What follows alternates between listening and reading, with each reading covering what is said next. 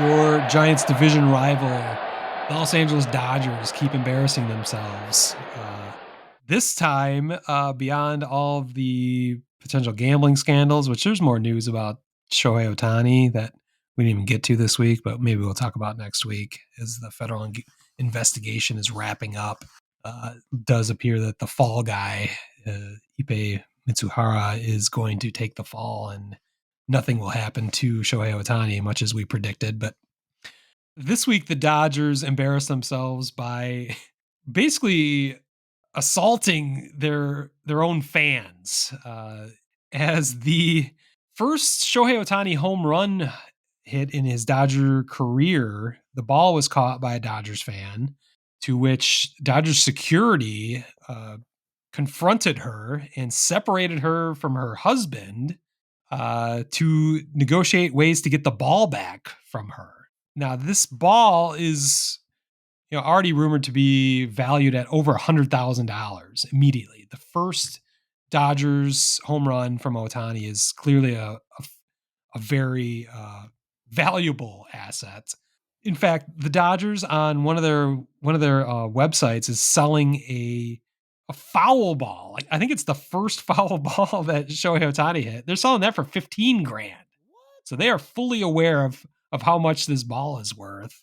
They basically separated this woman from her husband so they could try to strong arm her into giving them the ball for next to nothing. The first report I saw is that they offered her 2 hats that were signed by Shohei Ohtani. Two And hats. when I first saw that, I thought of the scene from The Departed, where Leonardo's character is talking to his police psychologist, where she finally says she's going to give him 2 pills for his anxiety and everything else that's going on with him. He looks at her and goes, 2 pills? 2 pills? Why don't you just give me a bottle of scotch and a handgun so I can blow my fucking head off? that could have been her reaction. Like, 2 hats for this $100,000 ball?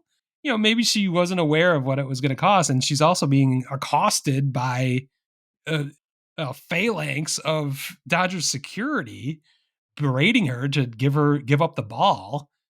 I think eventually she agreed to that plus 2 bats maybe signed by Ohtani. But typically, the easiest way to solve this is you get the athlete to come out, meet the fan. They don't have to have a long conversation with them. Just take a selfie, put your arm around them, give them a signed jersey, whatever it takes. But the key is meeting Shohei, and they did not do that. We know Shohei is a recluse. He does not like to speak. He does not like to be in the media eye, and he's been way more in the media's eye than he could ever hoped he would ever dreamed of with this gambling scandal. So he might be even more of a recluse at this point. But the Dodgers completely botched this, especially going after their own fans. And I think they've subsequently sort of made up for it, giving a little bit more than just 2 hats. But they only did that after the avalanche of public pressure against them. Right. So they just look like complete assholes. The other part of this is, at first, Shohei said, and this could be another misinterpretation, which is getting an excuse that is getting way too thin. He said he did meet with the fans, and the fans are like, no, he didn't.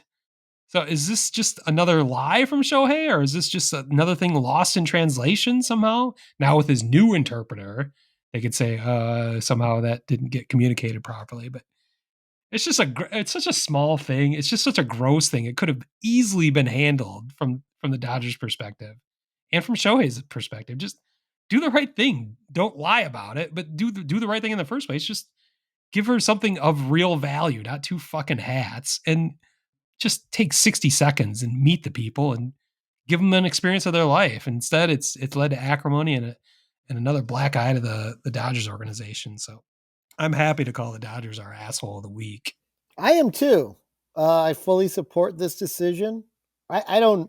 Here's what I don't understand, and you kind of outlined it all. It's pretty simple. Like, this happens all the time, right? And normally when it does happen, the fan walks away with, especially for something as prized as this, lots of great stuff. Yeah. and usually whatever they request for the most part, sometimes it's even from another player. They get what they get what they want. I didn't Verlander like do something. I feel like for something with the Astros and Verlander ended up signing some baseballs because that's what they wanted and a jersey. Yeah. I can't remember who it was Yeah, and exactly. you hear those stories all the time, and it costs the players nothing but a couple minutes of their time. It costs the organization nothing to give away, signed merchandise. It just the idea that this wouldn't be the first thought in their mind is to give the fan whatever they wanted. We need to have this ball for posterity for whatever for if they're gonna sell it in their fucking shop for $100,000, that's another thing. But it would cost them next to nothing to just do the right thing, and they chose not to. In fact, the worst part about this is separating the husband from the wife, Yeah, that thinking is they would get just so a little bit shady. better deal. Like, what? I What are know. you Yeah, doing? just dirty, fucking gross. It's just gross. Yeah. I yeah. I mean, the only thing that'll I feel like we're gonna make the Dodgers assholes of the week again when they don't make the playoffs. For spending all the money. Oh. Hey, S- Spoken like a true Giants fan. I that's didn't think right. you'd have a problem with nominating the Dodgers for asshole of the week. I share your sentiments. I think it would be hilarious if they do not make the playoffs somehow. Somehow, I do think they're going to win 100 games, yet they'll still shit the bed in the playoffs like Well, they they always do. will. So we'll toast to that when that does happen again. So.